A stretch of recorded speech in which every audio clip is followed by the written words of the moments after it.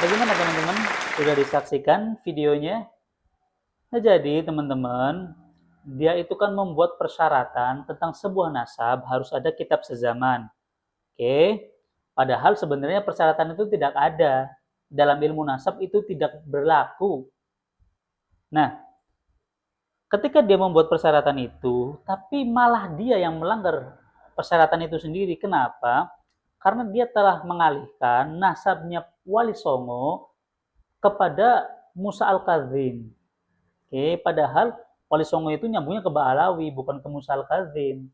Tapi karena dia telah menolak nasab Ba'alawi, oke, sehingga untuk mendukung tesisnya, dalam tanda kutip ya, mendukung ucapannya atau tuduhannya, maka Wali Songo itu tidak juga dimasukkan ke Ba'alawi, tapi dibelokkan ke Musa Al-Kadzim. Pertanyaannya, kalau memang Wali Songo itu masuk ke Musa Al-Kadzim, lalu mana kitab sezaman yang mengakui Wali Songo itu jalur nasabnya ke Musa Al-Kadzim? Mau sampai kitab poligami pun gak bakal ketemu. Itu kata Gus Wafi, bukan kata saya. Saya mendukung poligami tapi tidak ada niatan untuk poligami. Itu ya teman-teman ya. Semoga ini bisa mencerahkan teman-teman. Jadi sudahlah, jangan termakan oleh ucapan orang-orang yang tidak bertanggung jawab. Dia hanya bisa melemparkan fitnah, tapi ketika dimintai pertanggungjawaban dengan diskusi, debat dan lain sebagainya, dia tidak berani, dia kabur. Dan ketika metodologi, ketika dia melemparkan satu cara, satu syarat untuk menentukan sebuah nasab, tapi justru dia sendiri yang melanggar cara atau syarat yang dia syaratkan, ini adalah sosok tokoh yang amat sangat luar biasa kejahilannya. Sehingga akan sangat lucu ketika kita mengikuti jejak orang-orang semacam ini. Itu ya teman-teman ya. Oke teman-teman, mudah-mudahan ini bisa menjadi pencerahan buat teman-teman. Mudah-mudahan ini bisa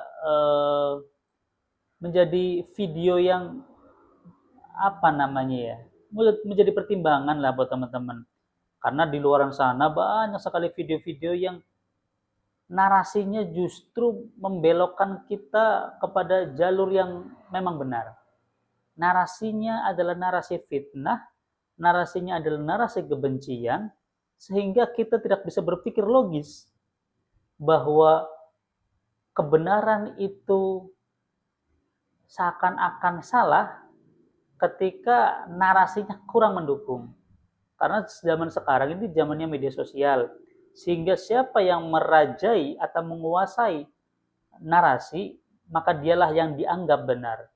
Oleh karenanya, saya hadir di sini untuk penyeimbang informasi yang kalian dapat agar kalian bisa memilah-memilih mana yang benar, mana yang salah, mana yang tepat, mana yang enggak gitu teman-teman. Nah kalau saya dibilang budaknya Ba'alawi itu sangat kurang tepat, saya bukan budak, saya hanya cinta. Nah kalau orang jatuh cinta, gimana? Apapun dilakukan asal masih dalam koridor yang memang ditentukan oleh syariat atau tidak melanggar syariat. Jadi saya pribumi dan saya cinta Ba'alawi. Assalamualaikum warahmatullahi wabarakatuh. Apa kemudian ilmu nasab yang jauh di bawahnya ilmu hadis, kemudian sok-sokan mau nanya manuskrip kitab sezaman, dan orang pertama kali yang melanggar tentang aturan sezaman adalah Kiai Imaduddin sendiri. Kita buktikan. Ketika Kiai Imaduddin ingin memindah nasab Sunan Gunung Jati, saudara, ya, yang awalnya beliau memiliki manuskrip tahun 1033, beliau manuskripnya tahun 1033, mau dipindah dari Ubaidillah kepada Musa Al-Kadzim. Musa Al-Kadzim wafatnya tahun 183 Hijriah. Antara 183 mau dinaikkan ya kepada 1033 yang berarti abad 11 awal, itu terpaut 850 tahun. Coba kita tanya, mana manuskrip zamannya? 850 tahun terpaut. Kita tunggu sampai kita poligami semua. Gak mungkin bisa, saudara, gitu. Assalamualaikum warahmatullahi wabarakatuh. Jumpa lagi dengan saya, Rian PHRS. Nah teman-teman, pada kesempatan video kali ini, saya ingin menampilkan satu video potongan diskusi nasab di tanggal 7 September kemarin yang diadakan oleh Robito Alawiyah. Jadi yang menarik, sudah sama kita ketahui bahwasanya Imaduddin Usman Al-Bantini dan kawan-kawan itu tidak mau hadir, atau bahasa perhalusnya lari dari perdebatan, teman-teman.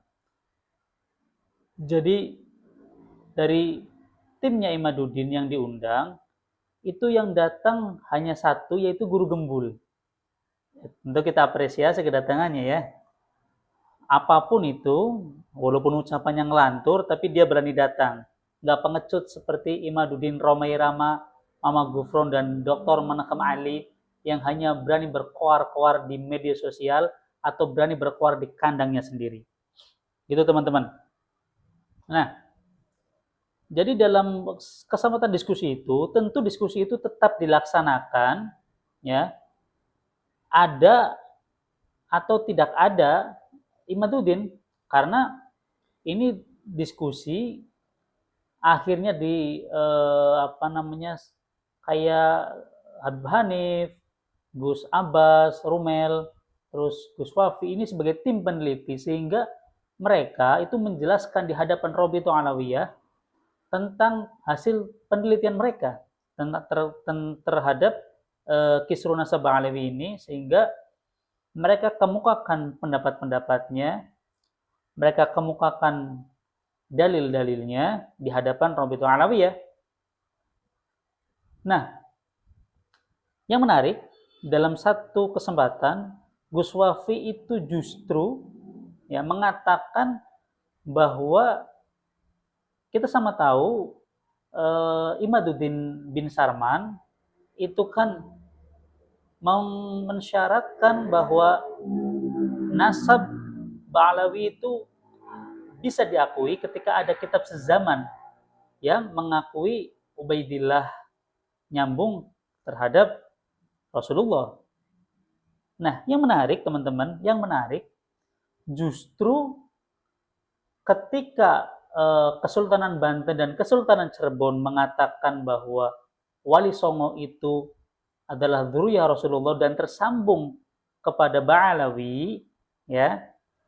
Ini kelompok Imaduddin itu membelokkan nasab Wali Songo ke Musa Al-Kadzim. Musa Al-Kadzim. Jadi mereka mengatakan Wali Songo itu bukan Ba'alawi, tapi dari jalur Musa Al-Kadzim. Oke?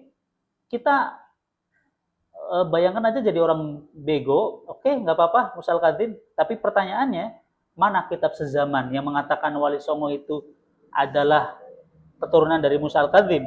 Mana kitab sezamannya? Bukan begitu, teman-teman. Ini kan logika yang harus kita gunakan juga ketika alat logika ini dipakai oleh Imaduddin Usman dan kawan-kawan. Nah, yang jadi masalah ketika persyaratan itu diajukan, ya Imaduddin tidak bisa membuktikan juga, karena tidak ada kitab sezaman yang mengatakan itu. Oke, jadi dia bikin persyaratan sendiri, tapi dia yang melanggar syaratnya itu sendiri. Itu teman-teman ya. Ini sangat lucu. Nah, kalau teman-teman mengikuti dari awal, tentu akan tahu posisinya. Kalau teman-teman baru lihat kasus ini, diskusi ini, atau kisruh nasab ini, ya bingung mau mulai dari mana. Gitu teman-teman. Nah, berikutnya itu saya kasih contoh gini. Romai Rama itu Imaduddin dan kawan-kawan itu mengisbatkan Romai Rama nasabnya tersambung kepada Syekh Abdul Qadir Jailani. Oke? Oh, enggak apa-apa, kita anggap aja kita orang bego, iya aja percaya. Tapi persyaratannya Imaduddin harus diberlakukan dong. Yang mengatakan Romai Rama itu adalah dzurriyyah dari Syekh Abdul Qadir Jailani, mana kitab sezaman yang mengakui Romai Rama sebagai dzurriyyah Syekh Abdul Qadir Jailani? Adakah? Ya kalau tidak ada, bagaimana mungkin kalian menafikan nasab seseorang dengan alasan tidak ada kitab sezaman, namun kalian menyambungkan nasab kalian terhadap seseorang padahal nggak ada kitab sezaman yang mengaku kalian gitu loh. Paham ya maksudnya teman-teman ya? Jadi kacau ini memang. Grup ini memang kacau, kelompok ini memang kacau. Coba kita lihat video Gus Wafi yang Masya Allah berikut ini.